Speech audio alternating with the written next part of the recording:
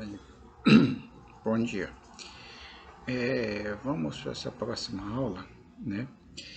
Nós vimos aí a transição, né? Esse processo de transição da economia colonial para o império, né? Transição essa que vai trazer algumas mudanças estruturais, né? Mudanças estruturais na economia brasileira, porque a gente vai ver, né, que a economia do café ela vai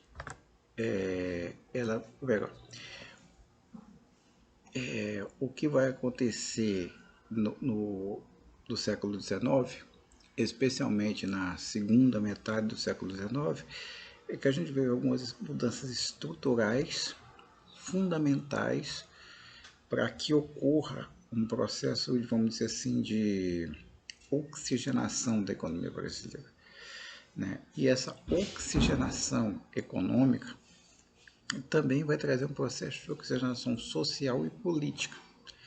Não que isso tenha abalado, né, uma estrutura, vamos dizer assim, desigual, né? E a gente está vendo aí que essa estrutura desigual ela se mantém, né, uma estrutura mais do que um subdesenvolvimento econômico. A gente vive um subdesenvolvimento político, um subdesenvolvimento social, né? E a gente está vendo nos últimos anos, nos últimos fatos, né, que a gente está vendo uma coisa, fatos que vão superando a questão do racismo, a questão da desigualdade e a questão que a gente vai ver que as elites não mudam, né? As elites não mudam. Por mais que em determinado momento você tenha uma determinada fração de uma determinada elite no poder, mas de forma geral você não muda. Até chega um momento que a gente chegou no momento em que a gente, vamos dizer assim, você tem, no momento atual, o que tem mais de atrasado, o que tem mais de podre na sociedade brasileira, né? Que não deixa de ser reflexo de tudo que a gente está falando, né? Se a gente chegou ao momento do fundo do poço, onde você tem hoje o que tem mais de podre dentro da nossa sociedade, governando esse país, é reflexo de todo um processo, né, que chegamos ao fundo do poço, vamos dizer assim, que ou você tem uma releitura, as próprias elites devem fazer uma releitura para evitar que esse tipo de situação, que a gente chegue em situação que a gente está vendo a partir de 2019, né, que está incomodando inclusive os próprios setores da elite. Mas vamos voltar um pouquinho aqui, né? Primeiro, a gente vai entender, vai voltar um pouquinho, fazer um breve resumo do que foi o café, né? E depois a gente vai falar um pouquinho sobre, bater um pouquinho na questão do trabalho assalariado, né? O que significa e o porquê e a gente vai ver o porquê que o Celso Furtado ele vai dizer que o trabalho assalariado vamos dizer assim, é o divisor de águas na economia brasileira.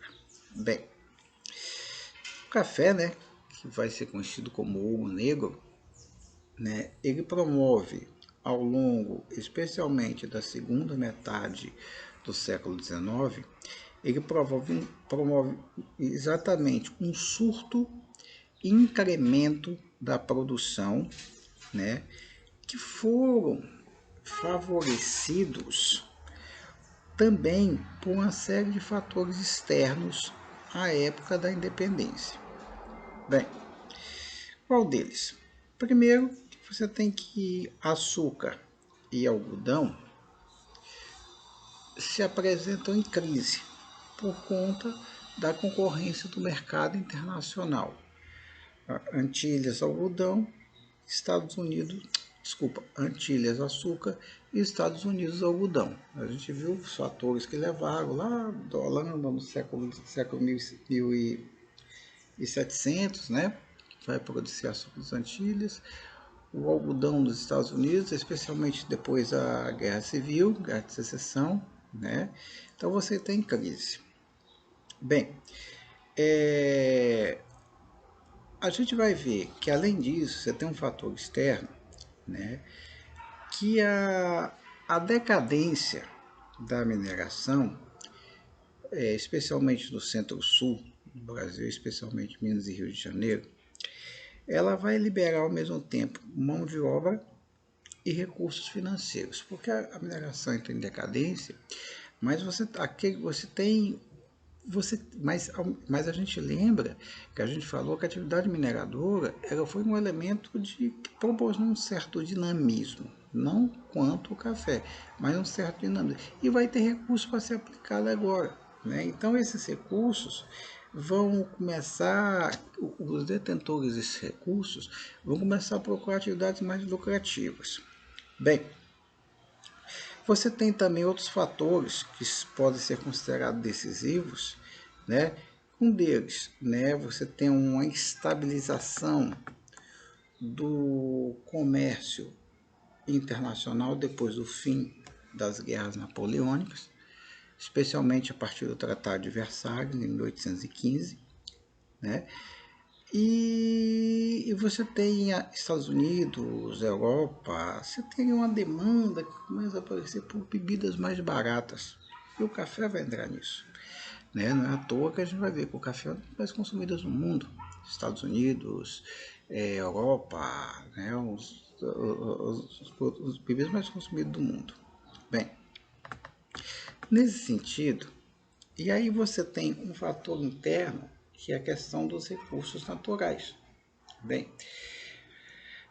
você tem condições geográficas, climáticas no Brasil que são, vamos dizer assim, excepcionais com relação a outros cantos do mundo, né?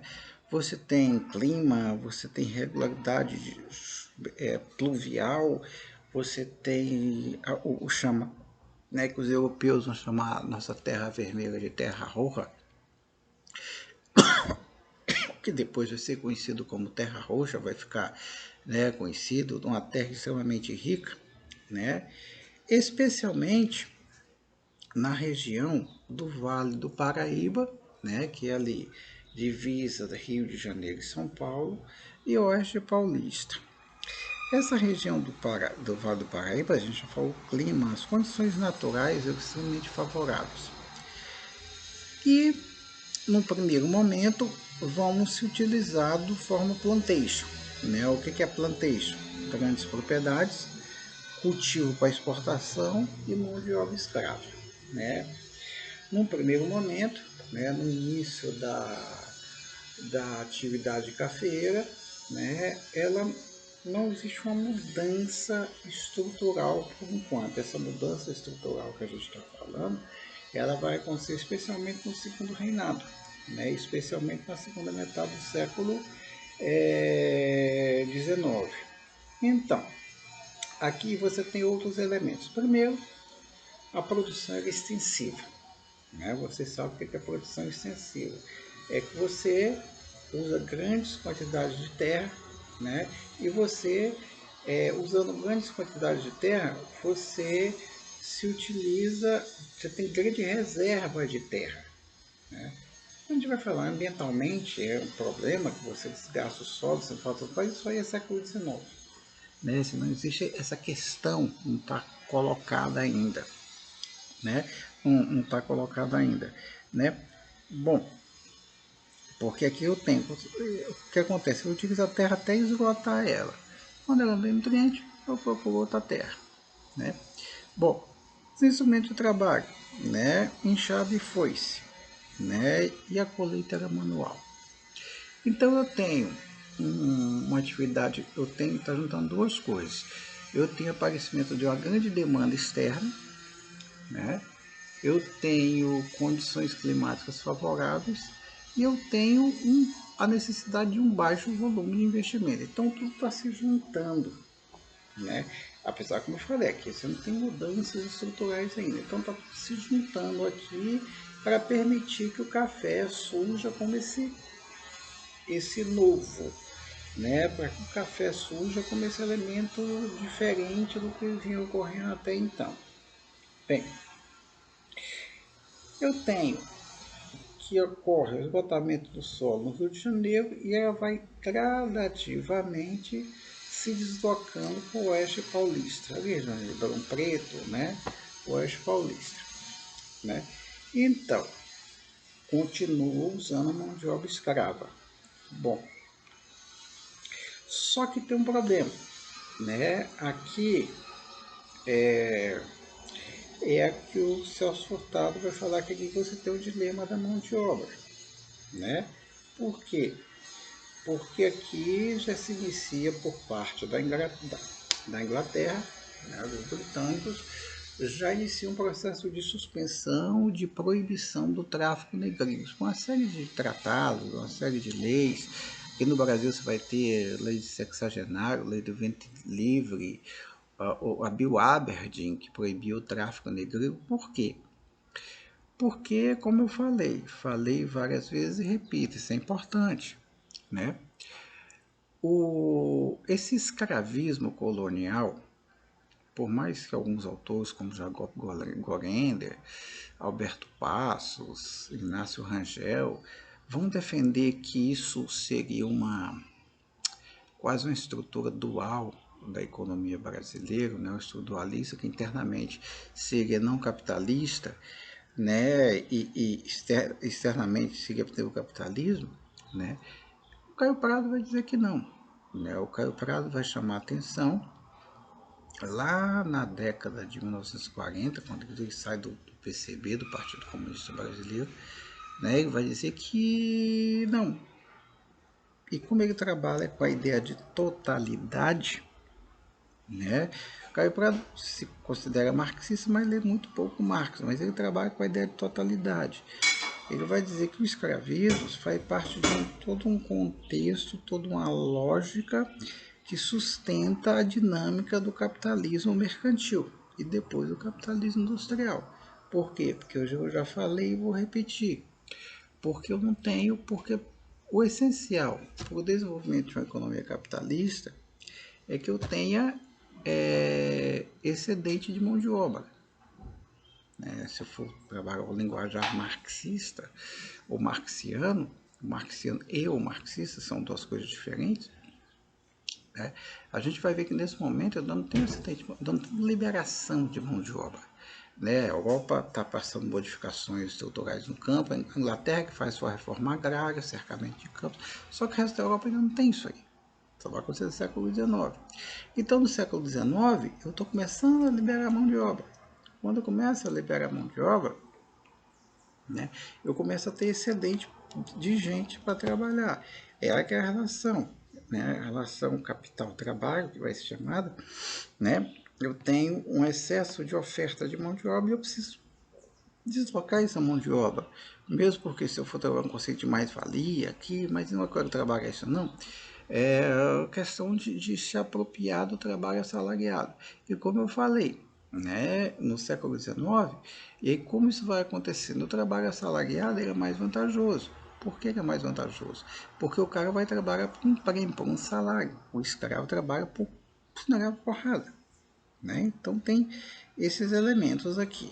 Bem, diante disso, né, você tem a vinda dos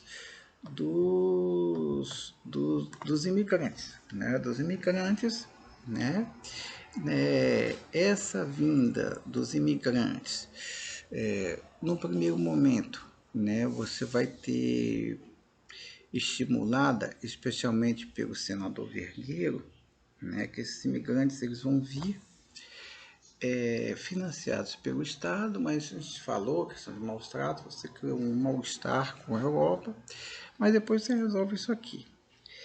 E você tem também, vamos pensar que você tem um início de um surto industrial, onde o grande expoente, né, foi o Barão de Mauá. Né? Eu acho até interessante, acho que no History tem um documentário sobre alguns empreendedores brasileiros, tem sobre o Barão de Mauá, que acho que tem até um filme, acho que é com... Ai, gente, eu sou peste de nome. Eu acho que vale a pena ter assistir. Né? Mostrar como é que o Barão de Mauá ele vai investir na questão de navegação a vapor, iluminação a gás no Rio de Janeiro, né? Banco, né?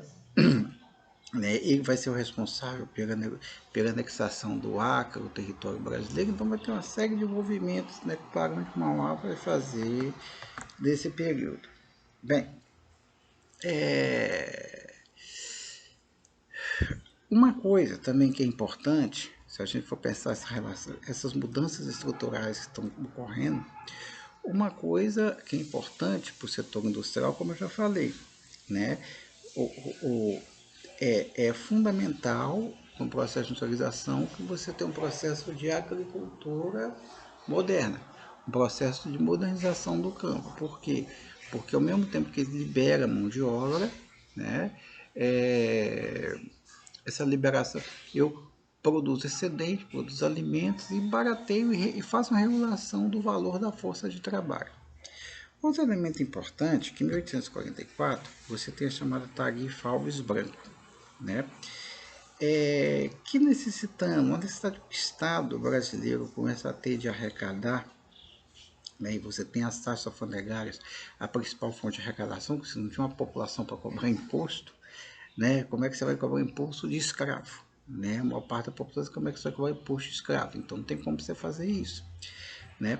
Então, essa tarifa Alves Branco, né, vai determinar um aumento da cobrança alfandegária de mais artigos importados, né, que antes girava em torno de 15%, passam depois de 1844, variar entre 20% e 60%. Significa o quê? Se eu estou tarifando produtos importados, né, se eu estou aumentando a tarifa de produtos importados, eu torno eles mais caros. Se eu torno eles mais caros, eu estou estimulando o nascimento da indústria. Né? Então a gente pode dizer que isso vai permitir que na segunda metade do século XIX, né, ocorra sim um período de prosperidade, né, ou melhor, o início, eu não posso dizer que tem um período de prosperidade, né, mas um início do período de prosperidade, vamos dizer assim, né, e um início de um processo de diversificação das atividades. Bem, quem vai fazer isso? Qual é o elemento central que vai permitir isso? O café, né?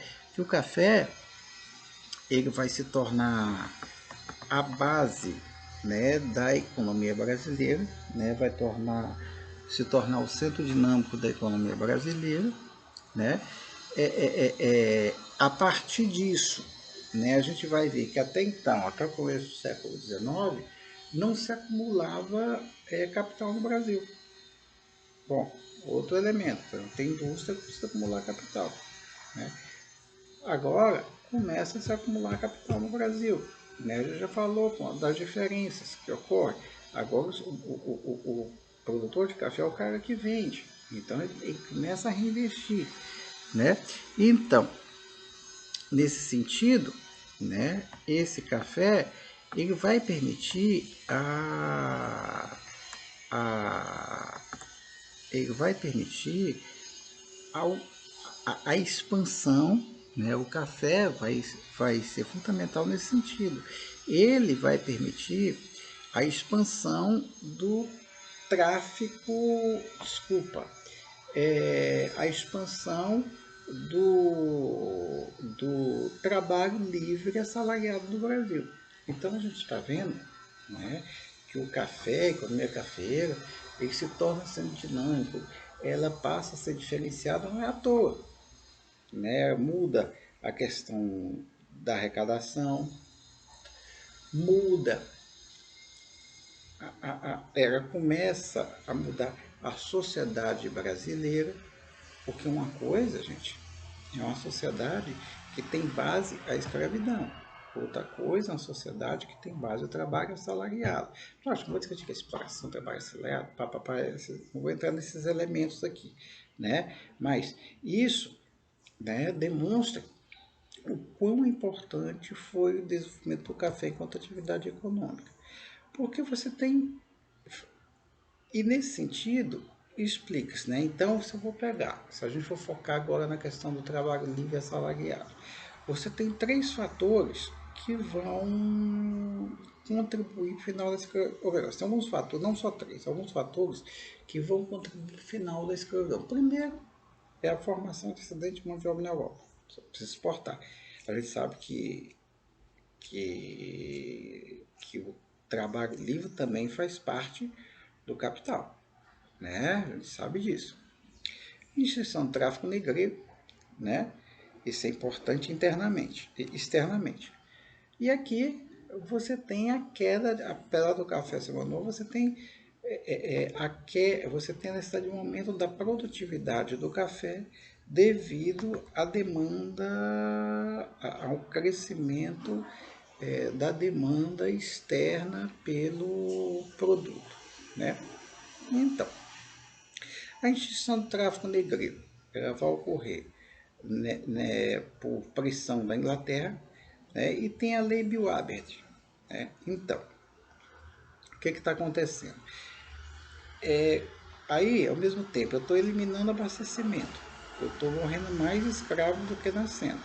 Né? O crescimento vegetativo aqui é negativo. Né? O crescimento vegetativo aqui é negativo.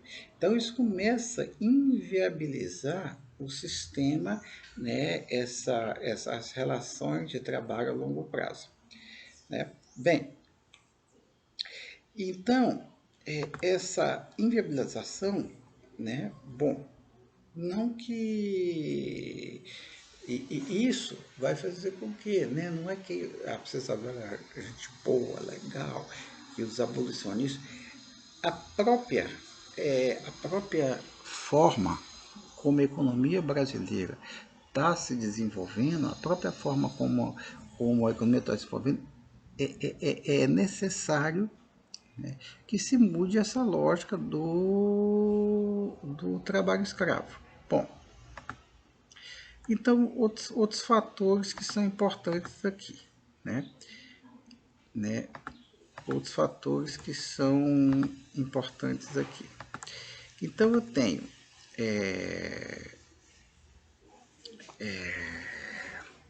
além dessas questões da legislação, né, a pressão da Inglaterra, você tem elementos aqui, né? Então eu tenho que a questão do crescimento vegetativo negativo, né, gera uma pressão sobre a economia cafeeira, né, que eu vou precisar mexer nisso. Né? Eu vou precisar de alguma forma mexer nisso. Então aqui, a partir de meados do século XIX, né, eu começo a substituir o trabalho escravo pelo salariado, como eu falei, que apresenta maior produtividade, né?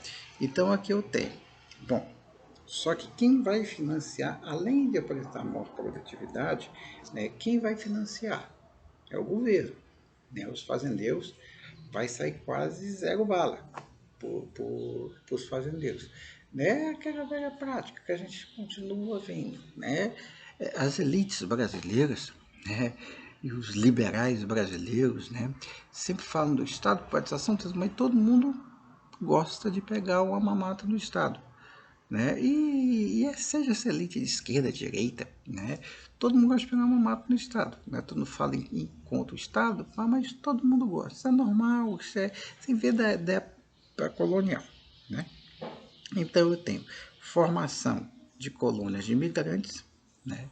Eu tenho alguns sistemas de parcerias, essas sim financiadas pelo fazendeiro, pelo produtor de café, mas é a parte mais barata, né? Porque a parceria tem a ver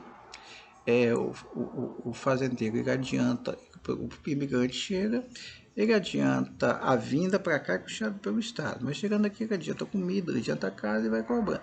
Isso vai criar alguns problemas, inclusive problemas relacionados a um tipo de escravidão branca no Brasil, né? Mas que depois se resolve, né? Então, eu tenho todos esses elementos dados que vão permitir fortalecer o chamado setor assalariado da economia brasileira. Bom, então eu tenho a lei de terras, né?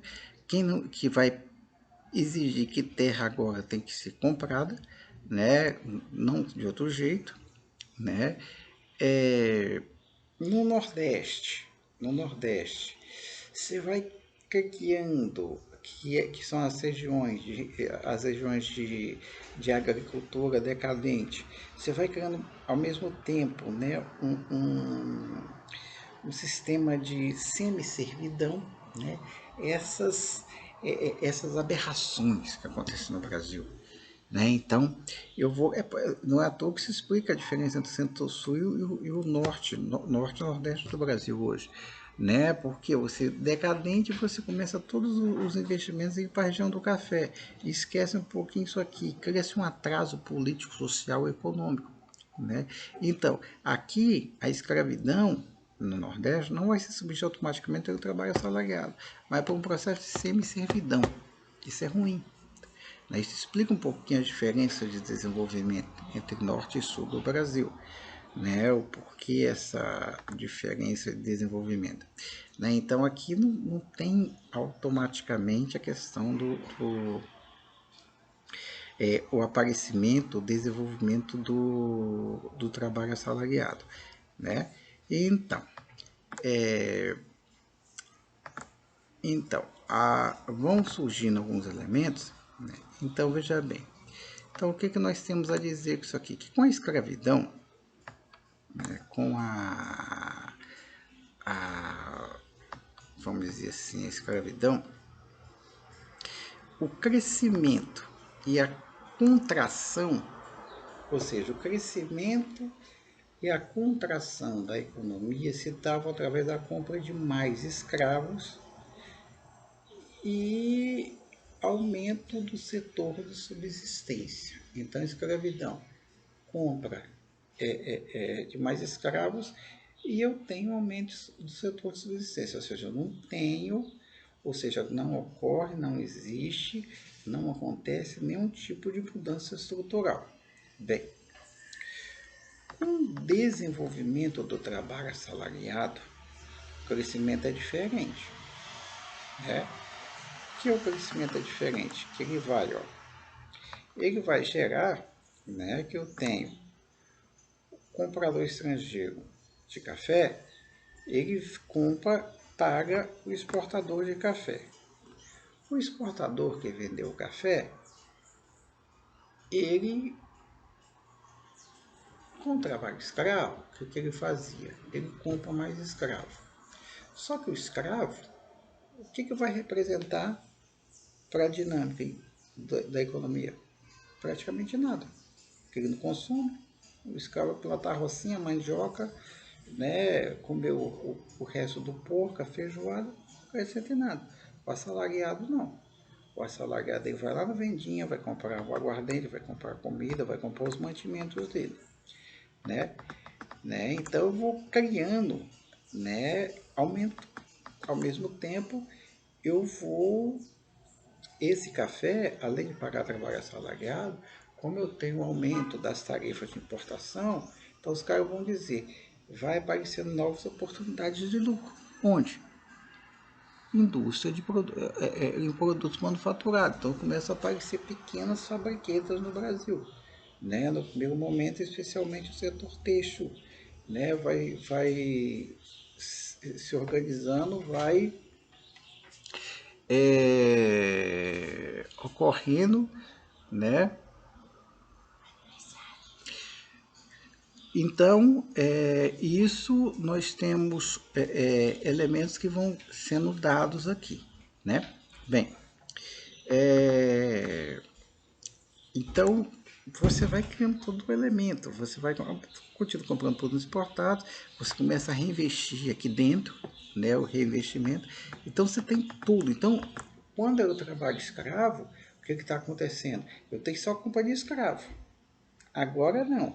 Eu tenho compra de produtos importados, eu cria-se reserva de depreciação, cria-se uma necessidade de produtos nacionais, porque as tarifas, os produtos importados mais caros, com o aumento das tarifas, né? Eu tenho reinvestimentos e tudo isso gera o quê? Que eu estou falando sempre, efeito multiplicador, né? Então, o que eu, antes, o aumento do impulso externo, o que acontecia mais aqui? Só comprar mais escravo. Agora não. Agora eu tenho um aumento da produtividade econômica. Produtividade física muda muito pouca coisa, né? Ou seja, eu tenho um maior valor do produto, eu tenho um maior valor agregado nesse produto, né? A partir de um dado valor de insumos. Então, eu tenho que essas reservas de depreciação, elas criam efeito multiplicador, né? Produtos nacionais que vão aparecendo efeito multiplicador, né, importados, que vão gerando, né, tudo de renda. Então, os assalariados, o escravo comprava o quê? O assalariado vai comprar tanto produto importado como produtos nacionais. Ó, o negócio está mexendo, tá se desenvolvendo, né? É isso que a gente vai falando na questão da multiplicação, né? Então aqui eu tenho, e como eu tenho fatores subutilizados, né, isso vai permitir que ocorra a expansão de uma manufatura. Que eu tenho terra, eu tenho mão de obra, que eu estou ao mesmo tempo liberando mão de obra. Aquele cara que é escravo, agora ele vai ter que sobreviver, apesar que ele vai demorar, a gente sabe. Isso, né, o que acontece hoje, a gente vê que o negro na cidade brasileira, todas essas férias, é resultado da demora da inserção do negro no mercado de trabalho. Né? E isso foi problemático, né? Isso foi muito problemático. Isso é problemático, né? Então, eu tenho que eu posso utilizar melhor os fatores de produção, né? Então, quando eu tenho esses fatores se convergindo, né? Esse mercado interno, ele permite que ele cresça mais intensamente que a economia de exportação, apesar que o crescimento desse mercado interno tem a ver com esse economia de exportação. Só que o crescimento dele é maior do que o crescimento dos exportados. Isso é bom, né? Isso é bom. Isso é bom, isso aqui. Eu estou crescendo internamente, ou seja, eu tenho um crescimento X das exportações, eu tenho um crescimento 2x do mercado interno. Por quê? Por conta do trabalho, né, assalariado, né? Então a gente pode dizer o seguinte, né, que uma das condições cruciais, essenciais, fundamentais para que ocorra crescimento autossustentado, isso é importante, é que uma parte da renda, que uma boa parte da renda vá para o setor assalariado, né? Isso é fundamental. Bom, quanto maior for o salário médio, maior será o efeito multiplicador, né?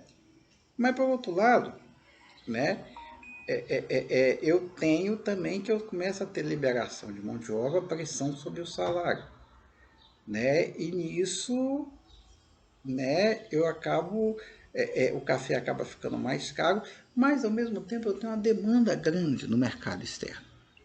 Né? Isso nesse primeiro momento não é problema. Então eu tenho. Existe o problema de mão de obra? Existe, mas ao mesmo tempo com o imigrante, com o fim do trabalho escravo, né, eu tenho mão de obra disponível para aumentar a oferta, né, no primeiro momento. Aqui, né, como eu tô chegando no trabalho imigrante com esse escravo que está sendo liberto, eu tenho uma concorrência, essa concorrência vai manter o nível de salário baixo, né? Agora, mas ao mesmo tempo, tem um aumento, eu mantenho um nível médio de salário, eu não preciso aumentar o nível médio de salário, mas ao mesmo tempo, eu tenho um aumento da demanda por produtos internos, né? Por quê? Né, se eu tenho um setor de subsistência, né, eu tenho 10 pessoas, eu pago salário para 2. Setor exportador, eu tenho 10 pessoas, eu pago salário para 8 ou 9. Olha a diferença. Olha a diferença. Né? Olha a diferença que está dando. Né? Então, quando eu tenho aqui, né? Então, o setor de subsistência paga muito pouco. Então, para eu jogar trair gente do setor de subsistência para o setor exportador, eu não preciso aumentar absurdamente o salário. Né? Porque a média salarial juntando os dois acaba sendo baixa. Né? Acaba sendo baixo. Eu não preciso aumentar muito o nível do salário. Né? E quando eu atraio mais gente para o setor exportador, né, meu nível salarial aumenta. Mas eu também tenho... Né? Por quê? Agora, por que isso não foi prejudicial no Brasil? Né? Então, os empresários não passam todo o lucro para os assalariados. Né? Mas eles tendem a socializar os prejuízos. Né? Então eu tenho, ó, então, esses empresários, eles não passam todos os ganhos dos impulsos, ou seja, a relação lucro-salário no Brasil, isso é interessante. Como é que o trabalho assalariado na segunda metade do século XIX é legal pelo seguinte, porque o lucro do setor exportador, devido ao aumento, ao crescimento da demanda externa por café, é infinitamente maior, muito maior do que aquilo que a gente está falando, do que o aumento do nível salarial proporcionado pela transição de gente do setor de subsistência para o setor exportador, assalariado. Ó, vou dizer o seguinte, o vendedor de café, o produtor de café, ele tem um lucro X, né? Esse setor exportador, lógico, ele está atraindo gente do setor subsistência, ele está atraindo gente do setor subsistência.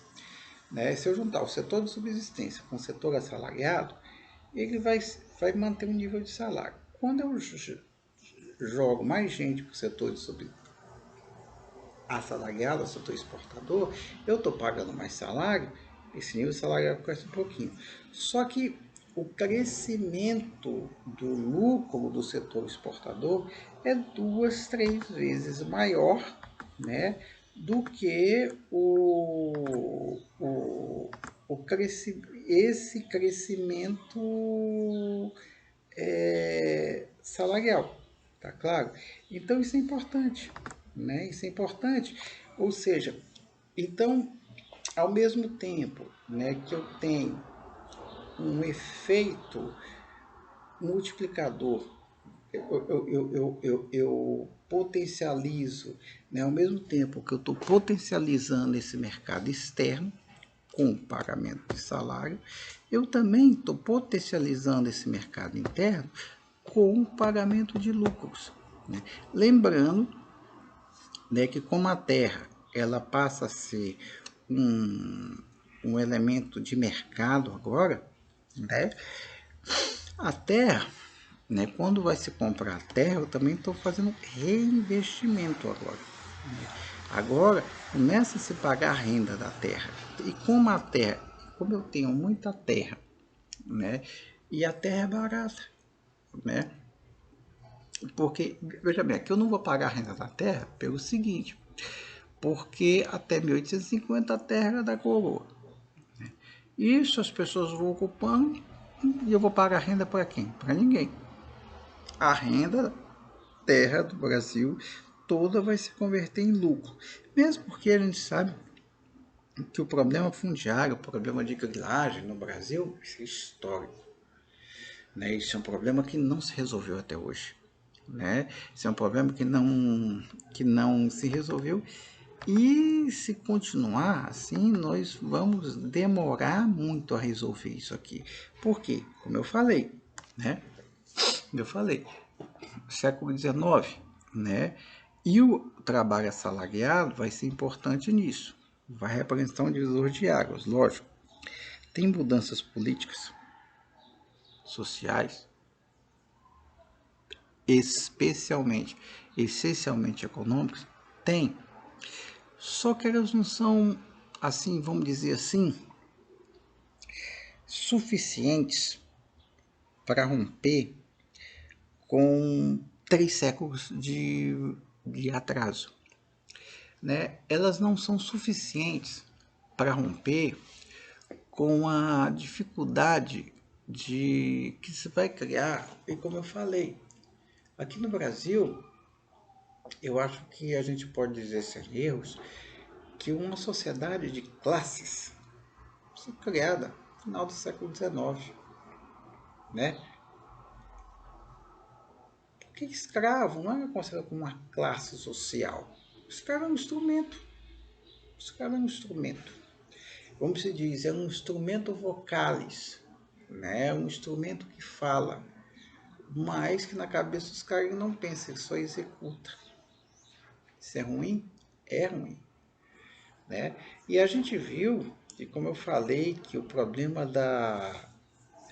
das elites no Brasil não é só elite que tem dinheiro, as próprias chamadas elites políticas, chamadas elites intelectuais, que os caras adoram, somente são contestadores ao capitalismo, aos ismos, aos cismos, aos... porra nenhuma. Né? Se beneficiam. Né? Então você tem os guetos que se formam decorrente de todo esse processo que eu chamei de construção de subdesenvolvimento, que vai desaguar no que nós vivemos hoje.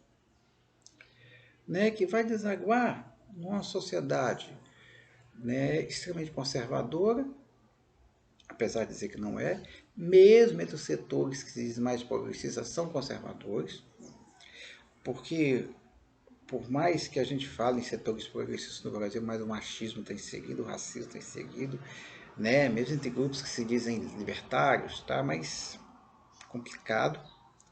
Então, o século XIX vai ser sim, o trabalho assalariado, lógico, é um divisor de águas, só que ele não consegue avançar o suficiente para a mudança dessa estrutura nefasta que a gente viu.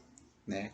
Agora sim, né? Lógico que o trabalho assalariado, isso é exploração, mas ele é mais arejado. Né? Porque o trabalho assalariado, o que eu estou chamando que ele areja uma sociedade? Porque ele cria fluxos, né? Ele cria elementos de fluxos, ele circula. Isso é arejar. Né? Mas exploração, marketing, não entra aqui, não vê bobagem não. Né? A questão não é essa. Né? A questão é que você tem esses elementos de arejar. Né? Então você tem alguns elementos que vão sendo dados, mas que falta, né? E como eu falo, tem gente que fala, demoniza o capitalismo, né, gente? Eu falo, gente, o capitalismo nunca foi problema para a humanidade. O capitalismo é solução. Destrava, o próprio Marx destrava forças produtivas. Mas qual é o problema? É que as forças políticas ficam caducas. Né? Então, ou melhor, as forças não. As formas políticas, elas ficam caducas perante o dinamismo de forças produtivas. Por isso que no século XXI a gente está vendo esse dinamismo, o próprio capitalismo, os próprios setores capitalistas, as grandes corporações, questão do meio ambiente. Por quê? Que eles são bonzinhos? Não, porque necessidade. A necessidade, né, tem aquele negócio, necessidade faz o ladrão, né? E o próprio Marx, né, ele vai dizer a humanidade muda de acordo com suas necessidades. E o capitalismo não é o autônomo produto humano, né? São relações humanas que estão ali. E relações humanas são reflexos de necessidades materiais. Se você pega o fim da escravidão no Brasil, você acha que o produtor de café adorava libertar? Lógico que não. Nos Estados Unidos, mas foi a necessidade. A humanidade, ela não é boa nem ruim. Não existe negócio que o homem é potencialmente bom ou homem potencialmente ruim. Existe um problema de necessidades materiais que exigem que a vida mude, né? Então a gente viu, né, que essas condições que vão sendo dadas pelo trabalho assalariado, lógico, né, que vão mudar, né, que vão alterar essas relações. E a partir disso, né, a gente vai ver que a partir disso, né, o país ele vai partir para outras mudanças, né? Vai partir para outras mudanças, vai partir para outros elementos que vão, quer dizer, você começa a ampliar, você vê imigrantes, né? O que é o papel do imigrante? Vai trazer uma nova cultura, trazer novos elementos, coisa para discussão, apesar que também vai ser coisa equivocada, né? Que os caras vão dizer que imigrante é importante, que tem branqueamento da população, isso é uma aberração, né? Mas é coisa de Brasil, que a gente chama, é coisa de Brasil, coisa de uma estrutura, que eu digo que o Brasil é uma estrutura social tosca, besta, idiota. E já que nós estamos aí, hoje, né, num presidente aí que é gerado por essa imbecilidade coletiva. Por conta, mas isso não é algo, não é do genético nosso, é porque isso tem base na economia, tem base na forma como nossa estrutura econômica foi produzida, né? Tem base, e essa estrutura econômica vai criando essas relações sociais toscas. Bem, então a gente vai ficando por aqui, né? Mais uma aula para vocês refletirem, né? Semana que vem a gente faz um encontro, na próxima quarta-feira, que vocês têm aulas aí para assistir. Até amanhã vocês não vão dar conta de assistir essa aula, tudo. Vocês têm um tempo para assistir, para refletir, para pensar. E na semana que vem, eu quero ver se eu posto mais uma aula ainda, né? Para a gente fazer uma discussão e pensar já nas formas de avaliação, como é que a gente vai terminar o semestre. Tá bom, gente? Então, boa semana. Qualquer dúvida, eu estou à disposição. Um abraço a todos.